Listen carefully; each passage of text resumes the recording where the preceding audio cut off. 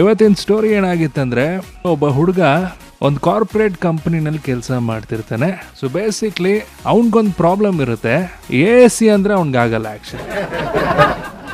But corporate ಕಂಪನಿನಲ್ಲಿ ನಮಗೋಸ್ಕರ ಎಲ್ಲ ಅಂದರೂ ಸಿಸ್ಟಮ್ಸು ಕಂಪ್ಯೂಟರ್ ಎಲ್ಲ ಚೆನ್ನಾಗಿರಬೇಕು ಅಂತ AC ಅಂತೂ ಖಂಡಿತ ಹಾಕ್ತಾರೆ.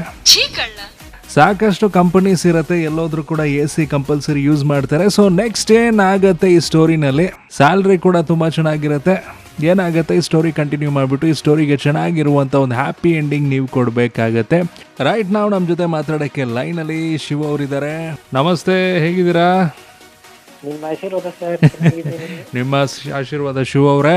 ಸೊ ಈಗ ಹಾಗೆ ಒಂದು ಸ್ಟೋರಿ ಕೂಡ ಸ್ಟಾರ್ಟ್ ಮಾಡಿದ್ದೆ. ಸರ್ ನೆಕ್ಸ್ಟ್ ಏನಾಗುತ್ತೆ ಅಂದ್ರೆ ಸರ್, ನನಗೆ ಹೆಚ್ಚಿಗೆ ಇಷ್ಟೇ ಇರಲ್ಲ ಸರ್. ಓಕೆ, ನನಗೆ ಏನ್ ಮಾಡ್ತೀನಿ ಅಂದ್ರೆ ಸರ್, ಆ ಕಂಪ್ನಿ ಮ್ಯಾನೇಜರ್ ಹತ್ರ ಹೋಗ್ಬಿಟ್ಟು ಸರ್ ರಿಕ್ವೆಸ್ಟ್ ಮಾಡ್ಕೊತಾನೆ ಸರ್. ಏನಂತ? ಸರ್ ಪ್ಲೀಸ್ ಸರ್, ನನಗೆ AC ಅಂದ್ರೆ ಸ್ವಲ್ಪ ಆಗಲ್ಲ,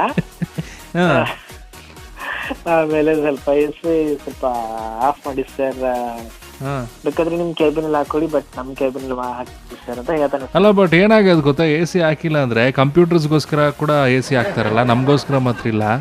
ಸೊ ಕಂಪ್ಯೂಟರ್ ಎಲ್ಲ ಹೀಟ್ ಆಗಿಬಿಡುತ್ತೆ, ಅದು ಇದು ಅಂತ ಎಲ್ಲರಿಗೂ ಬೇಕಲ್ಲ ಈಗ.